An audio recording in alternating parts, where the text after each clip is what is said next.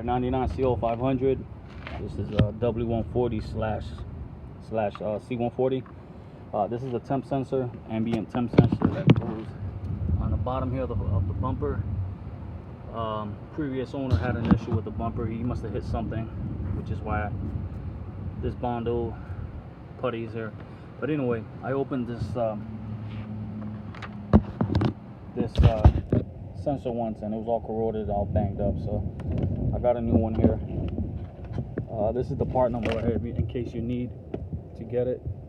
Again, this is the ambient temp sensor for a 99 CL500, C140 or W140 for some cars. I think it's the same thing for most W140s, 500s, 600s, or even the 420s. Might be for the 320s too, I'm not sure. But anyway, it's not an easy job. You can see right here, this wiring harness snakes all through here inside the fender, underneath the fuse box. I'm not sure if it goes under the fuse box, but this is out because I'm doing something else. But I think what I'm gonna do is I'm just gonna cheap out and cut it right here, and just cut this in half and just solder the wires, install a new one right here, and just call it a wrap. So we'll see. All right, so you can see right here, I cut the this is the wire. This one here is for the new sensor right here, this guy right here, and this is the old one. So you can see they're the same wires. I'm gonna solder them. So I'm gonna solder them, and you can see right here,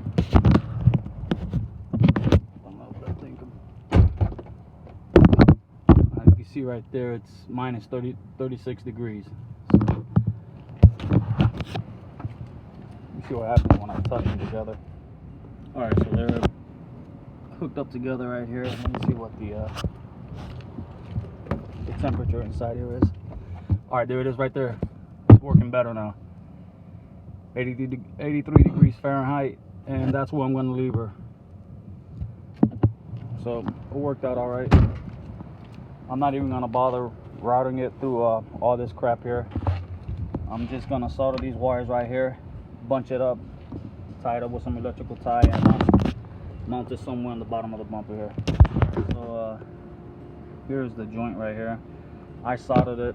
Yeah, I didn't bother putting it on, but everything's soldered. Plus I put 3 layers of shrink wrap on it on both ends, so it's well protected. And now this is gonna be coiled up and mounted down here, zip tied somewhere. And like I said earlier, you know, it was just a cheap way out. I mean, it's really not gonna hurt it. A lot of people do it. Chances are your mechanic is gonna probably do the same thing too. I mean, I'm sure he'll advise you before you do it, but this is an easy way. It's the same thing. It's not gonna hurt anything.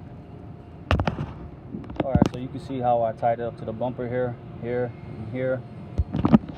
Came up over here, tied it up over here, and just call it a wrap. Call it a day. You don't have to go through all that stuff of snaking it behind the fender, going underneath over here by the fuse box, and probably through the firewall.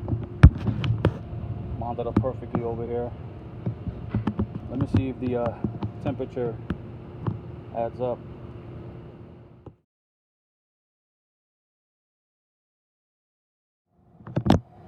All right, you can see the temperature right here. It's just about perfect. This is 83. It's currently 81 here in Tampa. And like I said, it's off 1 or 2 degrees, but it'll even out after the car's been running for a while. So, all right, so I'm satisfied with the way it came out. I mean, it looks a little half booty here, but all this is going to be covered up with a custom mesh grill that I'm going to put on there. So you're not even going to see this, only this right here. So I'm satisfied with the way it came out. I know there's going to be some people on there say, oh, you got to do it the professional way. Or whatever. This works for me, and that's how I'm gonna leave it. This car's over 20 years old, so I'm not even gonna, you know, go too crazy over it. It's working fine. You see inside, the temperature is working fine. Everything matches up perfectly. So overall, I'm happy with it. I'm satisfied with it. Again, this is the 99 CL500, C140. This is the ambient temp sensor.